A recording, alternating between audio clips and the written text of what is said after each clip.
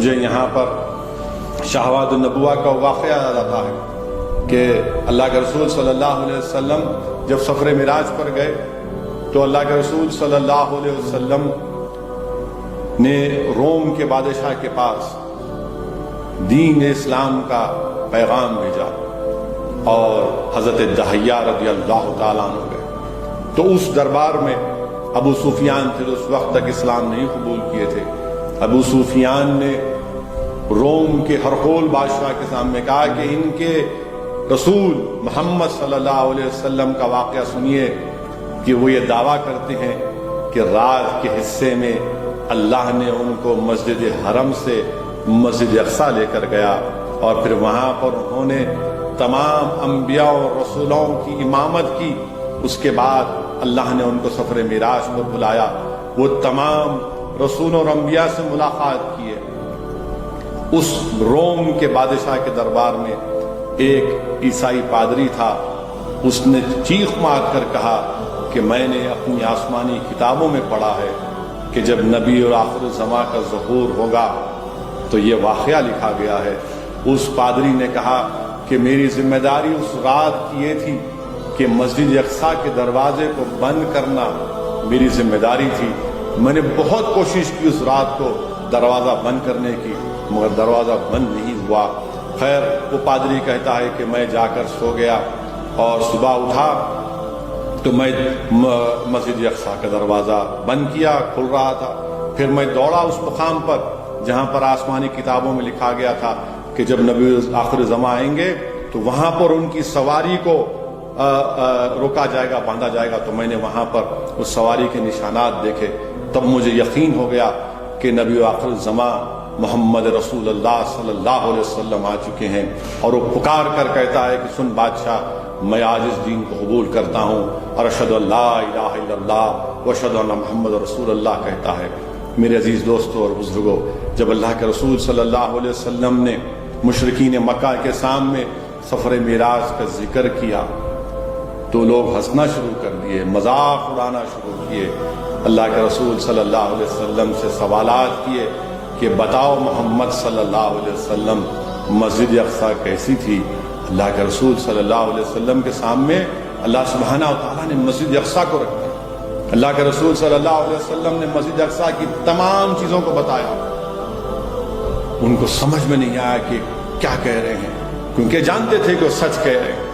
اور ایک ایک چیز انہیں بتائی کہ یہاں مسجد اقصیٰ میں یہ ہے, یہ ہے, یہ ہے, یہ ہے. پھر مشرکین مکہ نے سوال کیا کہ بتاؤ محمد صلی اللہ علیہ وسلم جو قافلے مکے سے گئے ہیں تم نے آپ نے ان قافلوں کو دیکھا. محمد صلی اللہ علیہ وسلم نے ارشاد فرمایا رحمت اللہ عالمین نے کہ ہاں میں نے ان قافلوں کو دیکھا. ایک قافلے کو دیکھا جس کا ایک اونٹ گم گیا تھا. میں اس قافلے کی مشکیزے سے پانی پیا تو کسی قافلے والے نے کہا کہ محمد صلی اللہ علیہ وسلم کی آواز آتی ہے. اور رحمت اللہ عالمین صلی اللہ علیہ وسلم میرے آقا نے فرمایا کہ جب وہ قافلہ واپس آئے گا تم پوچھنا ان سے. تو مشرکین نے پوچھا کہ بتاؤ محمد صلی اللہ علیہ وسلم وہ قافلہ کب آئے گا.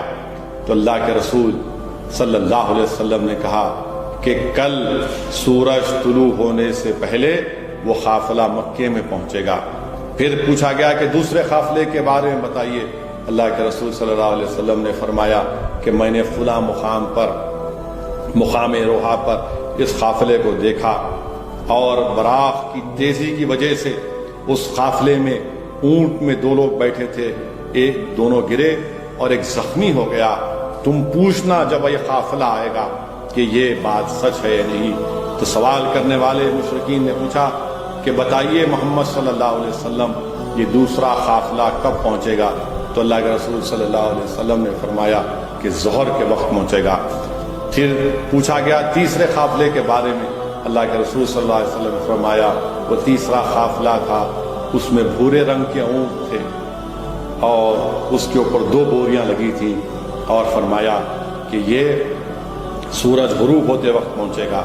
صبح کے وقت اہل حق اور مشرکین کا گروپ جمع ہو گیا اور دیکھا کہ جیسا سورج طلوع ہوا پکار کر مشرکین نے کہا کہ دیکھو سورج طلوع ہو گیا، تو وہاں سے غلامان مصطفیٰ نے آواز دی دیکھو وہ قافلہ آ رہا ہے، دیکھو وہ قافلہ آ رہا ہے۔ جب تینوں قافلے آ گئے اور جو رحمت اللہ علیہ صلی اللہ علیہ وسلم نے فرمایا تھا وہ پورا ہوا، تو اس کے باوجود بھی ان مشرکین مکہ نے کہا کہ نہیں نہیں یہ سحر ہے، یہ جادو ہے، کیونکہ اللہ نے ان کے دلوں پر مہر لگا دی تھی۔